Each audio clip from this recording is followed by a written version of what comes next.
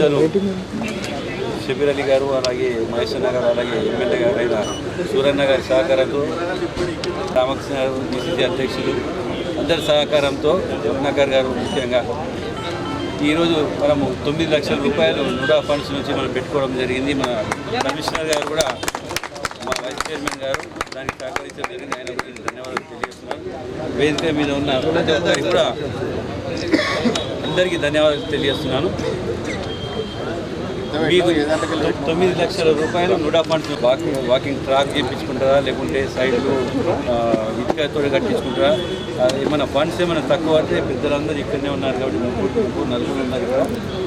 మీరు ఏమైనా రిక్వైర్మెంట్ ఉంటే వాళ్ళ సహకారంతో మళ్ళీ ఫర్దర్గా కూడా మనం కంటిన్యూ చేయొచ్చు అని చెప్పి తెలియజేస్తూ అన్నగారిని మాట్లాడుతుందిగా.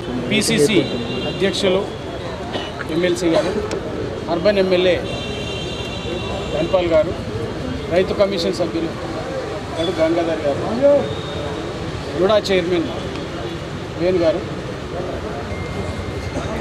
జిల్లా కాంగ్రెస్ అధ్యక్షులు, అర్బన్ కాంగ్రెస్ అధ్యక్షులు సోదరు అండ్ కమిషనర్ ఆఫ్ మున్సిపాలిటీ మిత్రులారా, ఇది ఏదైతే ఉందో ఈరోజు పాలిటెక్నిక్ గ్రౌండ్ తీసుకునే ఈ నిర్ణయం ఏదైతే ఉందో ఇది మాకు ఖచ్చితంగా నిజామాబాద్ జిల్లా ప్రజలకు అభ్యున్నతికి, వాళ్ళ ఆరోగ్యానికి తప్పకుండా సహకరిస్తుందని మీరందరూ మా అభ్యర్థనను వెంటనే మీరు నిధులు శాంక్షన్ చేసి ఈ కార్యక్రమాన్ని చేపట్టడం చాలా గొప్ప విషయం. మీ అందరికీ మేము ఇక్కడ వాకర్స్ రుణపడి ఉన్నారు. థ్యాంక్ యూ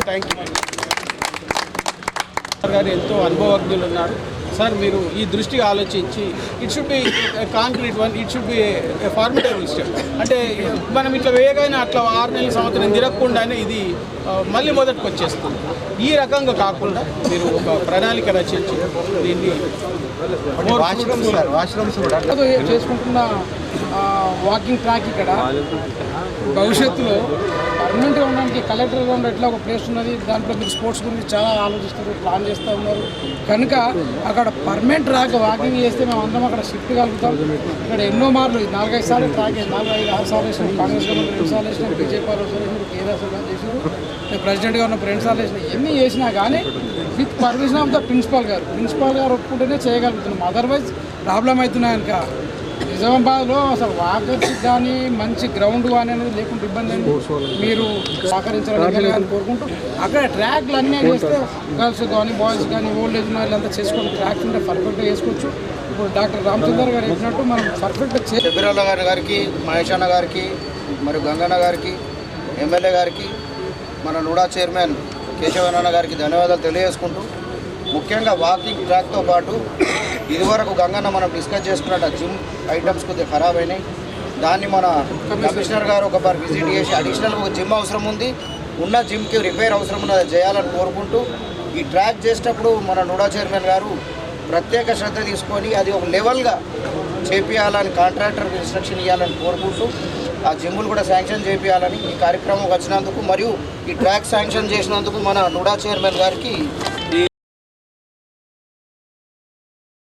మరణం ఒకటే గమనం ఒకటే గమ్యం గెలుపు పొందే వరకు పలుపు లేదు మనకు బ్రతుకు వంట గెలుపు కొరక బ్రతుకు వాకింగ్ సోదరులు వచ్చిండు పిసిసి అధ్యక్షుడు అవునా వాకింగ్ సోదరులు వచ్చిండు పిసిసి అధ్యక్షులు మీకు ఏమి కావాలో చెప్పు మా డాక్టరు అధికారంలో ఉన్నా కానీ మా సూరన్న మా కండాగున్నాడు మీ దయ ఉంటేనే అన్నా మాకు నిధుల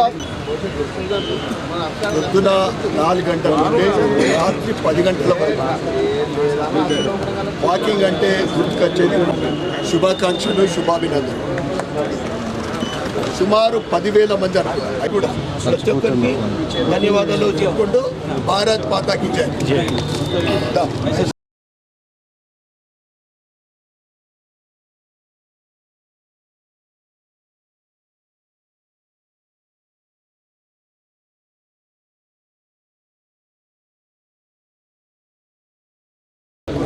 senior citizens and walkers association తరఫు నుంచి ఇక్కడ డెవలప్మెంట్ కార్యక్రమాల గురించి మాకు పిలిచినారు. మరి ఈ మధ్యలోనే చేసిన సంగతి అందరికీ తెలిసిందే. మరి ఈరోజు 5,000 మంది పర్ డే మార్నింగ్ 4 నుంచి రాత్రి వరకు వస్తూనే ఉన్నారు. వాతావరణం చాలా బాగుంది, అన్ని చెట్లు ఉన్నాయి. మరి ఇలాంటి దాంట్లో ఇప్పుడు ఇక్కడ నలుగురు పిసిసి ప్రెసిడెంట్ గారు, రాష్ట్రానికి అధ్యక్షత ఉన్నాడు, శాసనసభ్యులు మీద గవర్నమెంట్ లెవెల్ ఇంతమంది గడుపుతున్నారు. మాకు దీనికి మన అగ్రికల్చర్ కమిషన్ మెంబర్ కావాలి, అంటే ఫండ్స్ వాళ్ళ దగ్గర ఉండేది కాబట్టి ఇంతమంది మేము తలుచుకుంటే అది చిట్కుల్లో తయారైపోతుంది. అది పెద్ద ముచ్చట కాదు. ఇప్పటివరకు అలాంటిది డీటెయిల్స్గా ఎవరు చెప్పలేదు. మరి ఇప్పుడు చెప్పినారు. డెఫినెట్గా మేము చిరాన్ ప్యాలెస్ అంటే బ్రహ్మానంద రెడ్డి పార్క్ ఉంది, కేబీఆర్లో ఓపెన్ జిమ్స్ కూడా పెడుతున్నారు. అండ్ అది కూడా గవర్నమెంట్ అంటే ఫారెస్ట్ ఇది ఎవరితో కాదు, కానీ ఫారెస్ట్ ఇది ఉన్న మెయింటైన్ మాత్రం మున్సిపాలిటీ జిహెచ్ఎంసీ చేస్తుంది. అట్లనే ఇది ప్రాపర్టీ బిలాంగ్స్ టు ది మన ఎడ్యుకేషన్ డిపార్ట్మెంట్, పాలిటెక్నిక్ డిపార్ట్మెంట్. కానీ దీన్ని మెయింటెనెన్స్గా మీరు తీసుకొని దీనికి ఎలా ఎవ్రీ ఇయర్ అతనికి సాలరీ అవుట్సోర్సింగ్లో అశోక్ అవుట్సోర్సింగ్లో తీసుకోవచ్చు. ఆయన 9,000తో ఇంకేమో 9 లక్షలు కాకుండా ఒక 11 లక్షలు ఇస్తే 20 లక్షల దాదాపు స్టార్టింగ్ పనులు కూడా అయిపోతుంది. కానీ మా గడ్డు గంగాధర్ అని చెప్పినట్టు ఈ వాష్రూమ్స్, బాత్రూమ్స్ ఇవంటే ఇక్కడ స్టూడెంట్స్ వాళ్ళు కూడా తిరుగుతారు కాబట్టి అది క్లీన్ కరెక్ట్ సమయానికి చేయకుంటే వాసన వచ్చే విద్యార్థులు చేసి వాళ్ళు మొత్తానికి లీవ్ మాట. ఎందుకంటే స్టూడెంట్స్ ఇక్కడికి తర్వాత మీరు వెళ్ళిపోయాక ఈ స్టూడెంట్స్ వస్తారు. ఇది క్లీన్ చేయకుంటే ఆ వాసనతో మొత్తం వాతావరణం కూడా చెడిపోతుంది. అది బాత్రూమ్ కింద తర్వాత పెట్టుకొని ఇదైతే వాకింగ్ ట్రాక్ విషయంలో ఇంకా 9 లక్షలు కాకుండా 11 లక్షల రూపాయలు కమిషనర్ గారు కలెక్టర్కి పెట్టి 4-5 దినాల్లో మీరు శాంక్షన్ ఇచ్చేస్తే ఒకటేసారి కాంట్రాక్టర్కు 20 లక్షల పని ఇక్కడ మొదలు పెట్టాలని కూడా చెప్తూ ఇంకా ఫర్దర్ పెద్ద అమౌంట్కు ఓపెన్ జిమ్ ఉంది. ఓపెన్ జిమ్ మీరైనా చెప్పండి, లేకుంటే మేమన్నా చేయమంటే వీళ్ళకు లైట్గా ఎక్కడైనా ఓపెన్ జిమ్ కూడా పెట్టచ్చు. అక్కడ హైదరాబాద్లో ఉన్న జిమ్స్ ఆయన తలుచుకుంటే అది పెద్దది కాదు. ముఖ్యమంత్రి దగ్గర పోయి కూర్చుంటే ఆయనే మేము అది ఇప్పుడు స్పోర్ట్స్కు డబ్బులు కూడా కోట్ల రూపాయలు ఉన్నాయి. బహుశా మహేష్ జీ आपके तरफ से जरूर 5 लाख అది ఆ గ్రౌండ్ ప్రాబ్లం మన మెడికల్ కాలేజ్కి ఇచ్చేసాను. పర్మనెంట్ కన్స్ట్రక్షన్ అది చేయరా, కానీ యాజ్ 6 ట్రాక్ 8 ట్రాక్ మనం యూజ్ చేసుకోవచ్చు. ఇది కలెక్టర్ గ్రౌండ్, కానీ కలెక్టర్ గ్రౌండ్కు మన అండర్ రాసి ఇచ్చింది ఏంటంటే ఈ గ్రౌండ్ మా మెడికల్ కాలేజ్ ఎంసీ క్యాన్సల్ చేస్తారు మన పర్మిషన్. అదొక దానికి లింక్ ఉంది. అప్పుడు సుదర్శన్ రెడ్డి గారు వాళ్ళు రాసి ఇచ్చినాం. మొత్తం మన నంబర్ 1గా ఉండాలని మన స్పోర్ట్స్ యూనివర్సిటీ కూడా మనం అనౌన్స్ చేసినాం. ఇవన్నీ జరుగుతున్నాయి కాబట్టి మరి ఇంత పెద్ద వాళ్ళు ఇక్కడ ఉన్నారు. వెరీ లిటిల్ సబ్జెక్ట్స్ ఉంది. ఇప్పుడైతే 20 లక్షల రూపాయలతో మిగిలిన రిపేర్ జిమ్ చేసుకున్నాక మిగిలిన పెద్ద పెద్ద వర్క్స్ అని మహేష్ గారు మేము అందరం కలిసి సీఎం గారితో ఇంకా ఇతర 3 గ్రౌండ్లు కూడా డెవలప్మెంట్ చేసేందుకు ప్రయత్నం చేస్తాం. ధన్యవాదాలు. ఫుల్ తెస్తాం.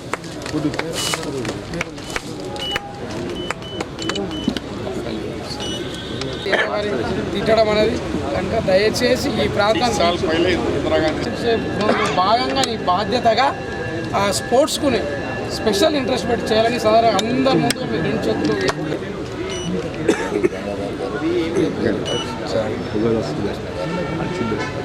వచ్చేసిన డాక్టర్స్, వాకర్స్, స్పోర్ట్స్ లవర్స్ అందరూ నమస్కారం.